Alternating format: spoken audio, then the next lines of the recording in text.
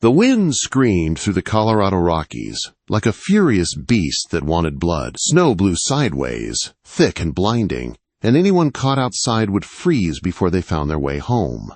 Samuel McBride pushed through the knee-deep drifts with a string of rabbits hanging from his belt. His buffalo coat was stiff with ice. His beard was white with frost. But he kept walking. A man living alone in the mountains didn't get the luxury of waiting out storms. His cabin appeared through the blowing snow, built tight against a granite cliff. Sam had built every inch of it with his own hands. A rope bed, a rough-cut table, shelves filled with food he'd gathered through summer and fall. Nothing fancy, nothing wasted, just enough to stay alive. That was all Sam ever wanted anymore. He'd been alone in these mountains for 12 years, 12 long winters. 12 years of choosing the cold over the pain of remembering what he'd lost. His parents gone to sickness, his brother buried far from home, and the woman he once loved choosing another man over him. He had walked away from the world and never looked back. Inside, he hung the rabbits near the door and stirred the fire until it burned bright again. He poured coffee and settled at the table, ready to clean his rifle. Outside, snow fell harder. December storms here didn't forgive mistakes. He was halfway through oiling the barrel when a sound cut through the storm. A knock. Soft at first, then desperate. Sam froze, every muscle locked tight. No one came this high in winter, not unless they were lost or dangerous. The knock came again, followed by a voice, a woman's voice. "Please, please, is anyone there? We'll die out here." Sam stood slowly, revolver already in his hand. He moved to the door without a sound. "Who's there?" he called. Another voice answered, weaker than the first. "Sir, please, we need shelter." Sam lifted the heavy bar and opened the door only a crack, rifle ready. What he saw made him lower it an inch. 2 women stood on his doorstep, covered head to toe in snow. One younger, maybe 30, with wet dark hair stuck to her face. She was holding up an older woman who seemed barely conscious. Their dresses were soaked. Their hands were blue with cold. Their bundles were small enough to tell him this was everything they owned. "Please," the younger woman begged. "She can't walk anymore." For a long moment Sam didn't move. His life worked because it was simple, quiet, alone. Letting strangers in meant trouble, meant questions, meant danger. But the older woman's head sagged. Her lips had turned the color of ash. "Get inside," Sam said gruffly, stepping back. Relief broke over the younger woman's face as she guided her companion in. The blast of warm air hit them, and they both trembled violently. Sam turned away to give them privacy. "Get those wet things off. Wrap up in blankets." "I'll get hot water." He worked the stove while listening to the rustle of frozen cloth. When he finally turned, the women were huddled by the fire, wrapped in elk-hide blankets. Their skin was pale. Their hands shook. But they were alive. "Thank you," the younger woman whispered. "I'm Elizabeth Harper. This is Martha Coleman. We're widows, sir." Trying to reach Denver. "Denver's 3 days from here in good weather," Sam said as he handed them steaming cups. "What were you doing in these mountains?" Elizabeth swallowed hard. "The town of Silver Creek forced us out. They said we brought bad luck. My husband died in a mine collapse. Martha's husband was shot in a card dispute. People turned against us." Sam felt anger rise in his chest. He'd seen it before. A frontier town could be kind one moment and cruel the next. "You're safe here for now," he said. Martha looked up at him, her voice barely there. "You've saved our lives." Sam cleared his throat, uncomfortable with thanks. "Storm might last days. You'll stay until it's safe." Elizabeth stared at her empty cup. "We can't pay you, but we can work." "I didn't ask for payment," Sam said. "Just rest." The women nodded, exhausted. As they ate rabbit stew, Sam found himself studying them. These weren't troublemakers or thieves. These were decent women, beaten down by life and winter. And despite every wall Sam had built inside himself, something cracked just a little. "I never had a wife," he said suddenly, surprising even himself. Elizabeth looked at him, eyes soft with understanding. "Some men choose solitude," she said. "Some men don't get the chance at all." Sam looked away. He didn't want kindness, didn't trust it. But when the storm howled outside and the women shivered near his fire, he knew something had already changed inside him. And he didn't know yet if that was salvation or the start of trouble he could never turn back from. Morning came slow and pale through the cabin window. Sam had slept in his chair by the fire, keeping watch. He'd given the women his bed and built a blanket curtain for their privacy. The storm had buried the world outside in deep white silence. Elizabeth stepped out first, her dark hair braided neatly, her cheeks warm again from the fire's heat. "You should have woken us, Mr. McBride. You look exhausted." Sam stretched his stiff back. "I've slept in worse places." Martha soon followed, her steps still slow but stronger than the night before. She sat in Sam's chair as if she'd taught lessons from it for years. Her gray eyes watched him with sharp understanding. "Mr. McBride," she said gently, "Elizabeth told me what you said last night, that you never had a wife." Sam stiffened. "That's personal, ma'am." "Everything about our situation is personal," Martha said softly. "We're alive because of you. And you're alone because life dealt you harsher cards than most." Sam didn't reply. He wasn't ready for the way her words hit him. Elizabeth began cooking breakfast, moving easily around his small kitchen. Sam wasn't used to anyone touching his things, let alone making his cabin feel lived in. When she placed plates in front of him, she added, "We truly don't want to be a burden." "You're not," Sam said gruffly. "Storm's too bad for travel. When it clears, we'll figure things out." But as the day passed, Sam realized something strange. He no longer wanted the storm to clear. 3 days passed inside that tiny cabin, and something unspoken grew between the three of them. Not romance, not yet, but trust born from surviving the wilderness together. Elizabeth cooked. Martha mended Sam's shirts and organized his shelves. Sam hunted and chopped wood. They lived like a family without ever using the word. On the 4th morning, Sam returned from checking his traps to find Elizabeth struggling with a frozen water bucket. She slipped, and he reached out on instinct. Their hands touched. She jerked back as if burned, face turning scarlet. "I'm sorry," she whispered. "No harm done," Sam said quietly. But inside he felt that spark, the dangerous kind, the kind that softened walls. Martha watched them with a knowing look he did not appreciate. Later that night, the storm worsened. The wind slammed against the cabin, and icicles shattered off the roof like breaking glass. They sat close to the fire for warmth when Elizabeth pulled a wooden flute from her bundle. "I kept this," she said softly. "It's all I have left of my husband." "Play," Martha urged. Elizabeth lifted it to her lips and began a slow, aching tune. The sound filled the cabin like a prayer. Sam felt something shift inside him, tender, painful, alive. When she finished, he surprised himself. "Play another." Elizabeth smiled for the first time since she arrived. She played a lighter tune, one Martha hummed along to, and soon Sam found his foot tapping against the floor. For a moment, the storm outside didn't matter. The fear didn't matter. The past didn't matter.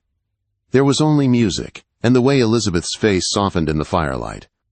That peace shattered the next morning. Sam stepped outside at dawn, squinting at the snow piled high around the cabin. That was when he heard it. The crunch of hooves. Men. He hurried inside and grabbed his rifle. "Stay back," he ordered the women. "Don't speak unless I tell you." He opened the door just wide enough to see 3 riders approaching. One he recognized, Jake Morrison from Silver Creek. The others wore hard expressions and carried rifles. "Samuel McBride," a rough voice shouted. "We're looking for 2 women, thieves." Martha gasped. Sam didn't move. "Haven't seen any women. Storm would have killed anyone traveling." "Funny," the deputy drawled. "We found scraps of dresses near the creek." Tracks pointed this way. Sam's jaw clenched. "My cabin is private land." "Not when you're hiding criminals," the deputy barked. "We'll search inside." The younger rider dismounted, stepping toward the cabin. Sam fired into the snow at the man's feet. The man jumped back, cursing. Sam didn't raise his voice. "Next shot won't be a warning." "You're making a mistake, McBride," the deputy shouted. "Harboring fugitives is a crime." "Come back with a real lawman," Sam replied coldly. "Till then, stay off my mountain." The men retreated, but their threats echoed through the pines as they disappeared. Inside, Elizabeth was pale. Martha's hands trembled. "They'll be back," Martha said softly. "I know," Sam replied, "but you need to tell me the truth. Did you steal anything?" Quote, "No," Elizabeth cried. "We took nothing. They wanted someone to blame, and we were alone." Sam believed them. He felt the weight of a choice settle on his shoulders. Heavy, final, dangerous. "You're not facing them alone," he said. "I made that choice the moment I lied to them." Elizabeth stared at him, eyes shining. "Why risk everything for us?" Sam looked from Elizabeth to Martha, then to the snow-covered mountains beyond the window. He didn't know how to phrase it gently. "Because for 12 years I didn't care if I lived or died," he said simply. "You two reminded me what it feels like to care again." Martha placed a hand over his. "You've found a reason to live again, Mr. McBride," she said softly. "And we found a reason to hope." Outside, the storm still raged. Inside, something even stronger was beginning. The storm broke on the 7th morning, leaving the world buried in fresh snow so deep it looked untouched by human hands. Sam stepped outside with his rifle, scanning the ridgelines. The mountains were quiet, too quiet. He knew the men from Silver Creek hadn't given up. They'd return with more riders, more guns, more anger. Inside the cabin, Elizabeth helped Martha lace her boots. Martha's ankle had improved, but she still winced when she moved too quickly. "We can't stay here," Sam finally said when he stepped back inside. "Not after yesterday. They'll come looking again, and with more men." Elizabeth looked up sharply. "Then what do we do?" Sam paced the cabin. "There's an old cave system high up the mountain. I stocked supplies there years ago. If we leave at first light, we might make it before they find our trail." "It's dangerous," Martha warned. "So is staying," Sam replied. There was no arguing with that. They left at dawn, Sam breaking trail while Elizabeth helped Martha walk. Snow swallowed their legs with every step. The mountain fought them, but they climbed higher, pushing through the cold that bit at their skin and lungs. After hours of struggling, Martha slipped on an icy rock and cried out, falling hard. Sam rushed to her side. "You all right?" She shook her head, pain twisting her face. "Ankle." "We're not leaving you," Elizabeth said fiercely. Sam crouched and turned his back to Martha. "Get on." "But—" "Get on," he repeated. She obeyed, wrapping her arms around his shoulders. Elizabeth carried both packs, determination written across her tired face. Together, they climbed. When they neared the ridge, Sam saw dark shapes moving across the snow far below. "Riders." "They're tracking us," he said quietly. Elizabeth counted. 7, maybe 8. They didn't have much time. Sam led them to an abandoned hunting camp. It wasn't much, just a lean-to and a fire pit. But it could serve as a decoy. They made fresh tracks around it, kept a smoky fire burning, and left signs of staying put. Just before dusk, the distant sound of horses reached them. The riders stopped far enough away to avoid Sam's rifle, but close enough to watch. "They think we're settling in," Sam whispered. "Will they attack tonight?" Elizabeth asked. "No, not in this snow. They'll wait. Plan. Think they're smart." Martha nodded. "Then we slip out while they watch the wrong place." That night, after hours of fake noise and movement, they packed what little they had and slipped behind the lean-to into the dark woods. They moved slow and silent, Martha leaning heavily on a makeshift crutch Sam carved from a branch. The night was black, with no moon to guide them. They moved by instinct, trusting Sam's knowledge of the mountain, until the mine entrance finally appeared, a dark shape against the stone. Inside, Sam urged. They entered, and Sam rolled a large boulder across the entrance, not enough to stop the riders, but enough to slow them. Deep inside the cave, candles lit the narrow stone walls. The space opened into a hidden cavern with a small spring trickling from the rocks. "We're safe for now," Sam said. But he didn't believe they would get long. By morning, the pursuers had reached the mine entrance. Their voices echoed faintly inside the stone tunnels. Carlson's voice carried loudest. "We've got them trapped! Bring tools!" "We'll smoke them out if we have to." Elizabeth's hands shook. Martha placed hers over them. "Together," she whispered. "We face this together." Sam searched the cave again and found a narrow back passage. "This leads out the far side of the ridge, but it's tight. Martha might not make it through." "I will," Martha insisted. "I've come too far to die in a cave." The crawl was brutal. Martha grit her teeth until tears ran down her face. Elizabeth crawled behind her, pushing when needed. Sam led the way, carrying their supplies in his teeth when the tunnel was too tight. Hours later, they emerged into weak gray daylight. But they weren't safe yet. Shots rang out. Snow exploded near their feet. Sam jerked around. Men were pouring down the slope, having found the back exit sooner than expected. "Run!" Sam shouted. He grabbed Martha and hauled her forward. Elizabeth ran beside him. The forest was just ahead when another bullet struck the tree beside Martha's head. Voices yelled behind them, "Stop! You can't escape!" Sam set Martha down behind a fallen tree and raised his rifle. Elizabeth took his revolver. Martha lifted his small backup gun. They were outnumbered, outgunned, but not out of fight. Gunfire cracked across the mountainside. Sam hit one rider. Elizabeth hit another in the leg, her hands shaking but steady where it mattered. Martha fired her derringer and drove back a man trying to flank them. But the enemy kept coming. Sam's rifle clicked empty. Elizabeth fired her last shot. They were cornered. "Samuel McBride," Carlson shouted, "give us the women and we'll let you walk away." "You'll get them over my dead body," Sam shouted back.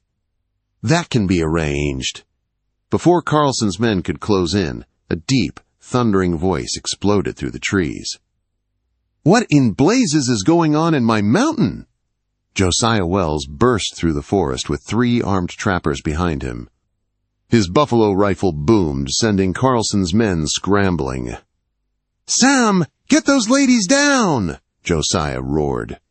Within minutes, the tide turned. Carlson retreated, dragging his wounded with him. "This isn't over!" he shouted. "Oh, it's over!" Josiah growled. "Come back and I'll bury you myself." At Josiah's cabin, after Sarah Clement and her children found refuge, after Silver Creek justice crumbled after the truth finally came out, Sam stood before Elizabeth and Martha with his hat in his hands. Life had taken everything from him once, but somehow these women brought it back. He looked at Elizabeth, her eyes soft and full of hope. "Marry me," he said, voice steady. "Come back to the mountains. Help me build a home. Stay with me, both of you as family." Quote. Elizabeth didn't hesitate. "Yes." Martha wiped tears from her eyes. "About time, you fool man." They built a new life in the mountains. A refuge. A school. A haven for anyone trying to start over. Sam McBride, the lonely mountain man who once believed he'd never feel love again, found a wife, a mother, and a purpose. And for the first time in 12 years, he didn't just survive the mountains. He lived in them.